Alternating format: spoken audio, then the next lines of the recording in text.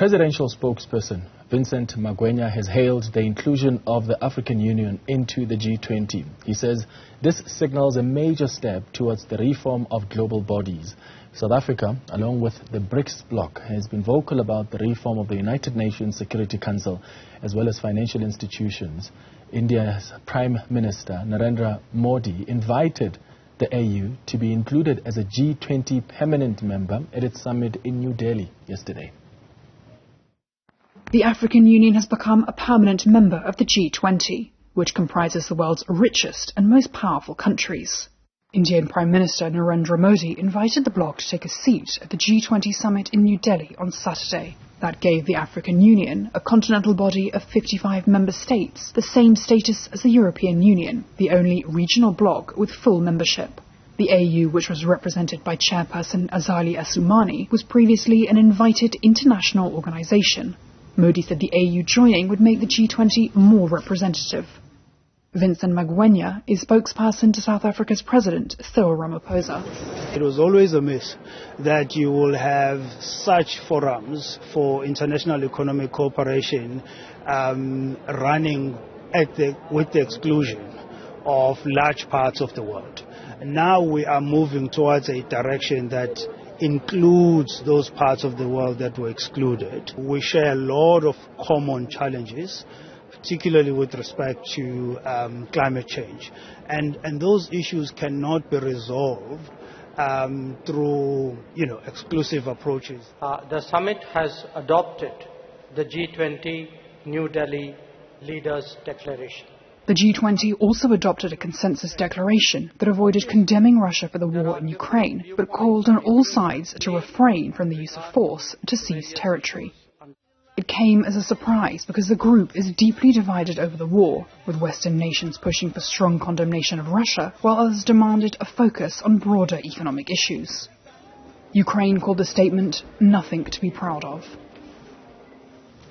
Joining us to discuss this further is Siyaduma Biniza, who's the Executive Director at Political Economy Southern Africa. Thank you for making time for us, Mr. Biniza. What does the admission of the African Union as a permanent member of the G20 mean for this continent? How does it strengthen the voice of the Global South? Sure. Thanks for having me, Clement. Look, I think it's a positive thing that the African Union has been included in this grouping. However, I think we cannot really divorce this move by G20 from the ongoing geopolitical tensions between the so-called West, which is led by the United States and the European Union essentially, and against the East, so-called China and Russia bloc, which also includes BRICS.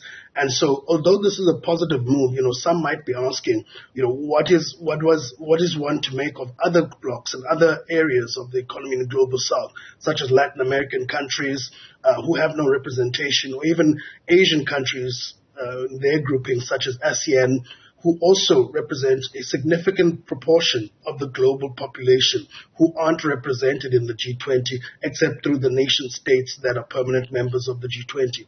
And so, although it is a positive move and in inclusive direction, however, I cannot divorce it from the ongoing geopolitics and I think the interests of the United States, given that the bloc, if it were to vote as a bloc on some of the issues at the United Nations, represents a significant proportion of over 54 votes within the context of multilateral decision-making globally. So that's really my view on this matter. There are those who argue that the AU has been relatively sort of inward-looking. So does joining this global forum present any political, cultural or perhaps even technical challenges for the AU? I think most definitely. I think already the AU is inundated with domestic issues. If it's not some country issues that are creating challenges for the AU, but also its own funding and being able to respond to some of these things. For a long time, some people have criticized the AU for being largely a talk shop that isn't able to deal with some of the pressing challenges that the continent faces now, such as unconstitutional changes in government that we've seen across various regions in West Africa as well as Central Africa, such as the issue of climate change and the impact that it has on livelihoods on the continent. So the other thing is, what will its positive contribution be in the context of G20, given that most African countries have been largely recipients of the so-called benefits or beneficiations from the G20, such as the debt service suspension initiative that occurred over the last 2 years post the COVID-19 pandemic. So it is really raising a lot of issues to House as to, is the African Union House in order such that it can contribute to global geopolitics? And if it cannot resolve its own domestic and sort of continental issues here, it's very little. It can only contribute very little in the context of global multilateralism in this context. Okay. So we obviously have to acknowledge how big a moment this is, the momentum for Africa's representation, in these formal and informal global governance forums. And one wonders what it means for the United Nations Security Council and that plea for a permanent member seat on that council. Look, I don't think that we're going to see much change in terms of the United Nations Security Council reforms. Although African countries have been at the forefront of calling for these institutions to be reformed, those in control and the veto members, the P5, seem to be taking a different view on topical issues depending on where their interests lie. For example, although the African Union has now been admitted into the G20 as a permanent member, in other groupings, countries like the United States and the European Union, which are leading, such as NATO, over the last 2 years, despite the conflict and the promises to fast-track Ukraine's ascension into NATO, that hasn't happened. Similarly, all the guys by the African Union and African leaders to reform the United Nations Security Council have not been taken up.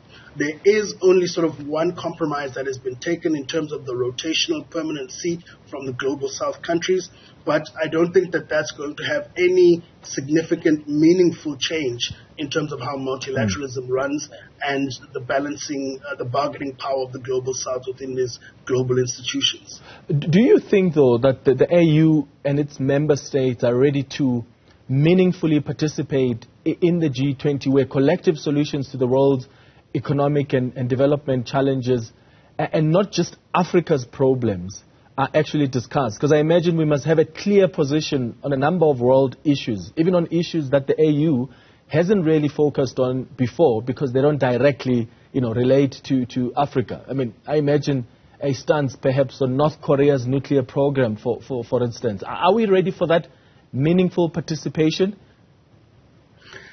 I think this is precisely part of the problem. I don't think many African states have a clear view on some of these global geopolitical issues. Take, for example, the issue of the Ukraine conflict. Even in the context of the UN, the votes were divided. Some countries condemning the war. In fact, very few are actually condemning the war, and some sitting on the fence and deciding not to vote.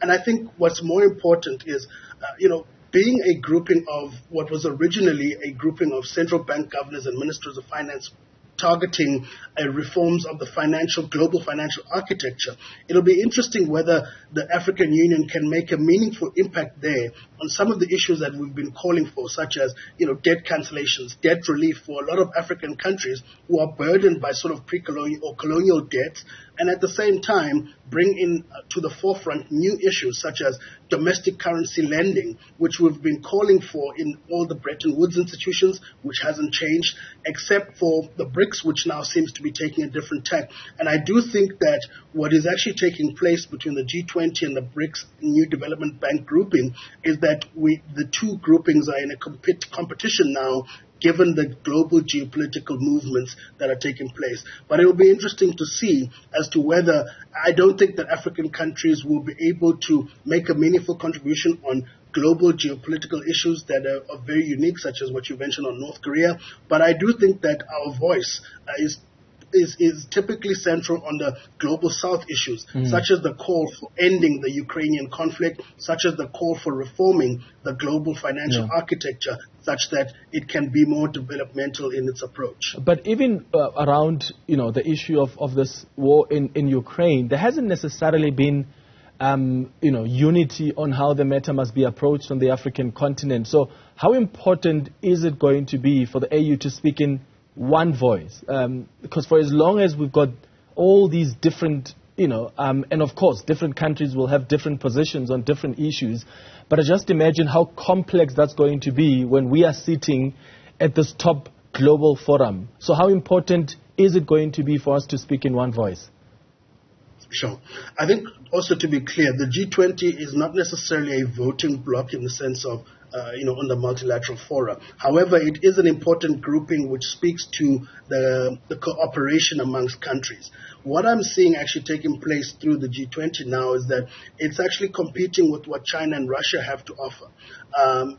Russia is very heavily involved in terms of military interventions on the continent, and I think the G20 is trying to match that in terms of its response by way of investment, by way of government financial support. And I think that if African countries can play their cards right, they can play off these various groupings and this geopolitical competition to benefit ourselves. I think this is what should be the focus of African Union, I think even far and beyond the collective voting. So although it's not a must that the African Union vote as a bloc, because the G20 is not a voting bloc and more of a cooperative platform, it is important that the African leaders are able to leverage these cooperations to benefit what is in our interest and in the interest of the global south. Okay, let's discuss the issue of resources now. Will African countries need to channel funds towards this forum? I mean, the AU is already struggling to fund itself. You also need some human resource capital, I imagine, for strategic planning. What kind of support is going to be required from the different AU countries? So I think it's a sliding spectrum in terms of contribution. Anything from hosting the annual summits, which is quite a costly exercise, and it'll be interesting to see where will that be hosted. Given that although politically the headquarters of the African Union are in Ethiopia, when you look at the African regional integration, the financial headquarters are actually in Nigeria.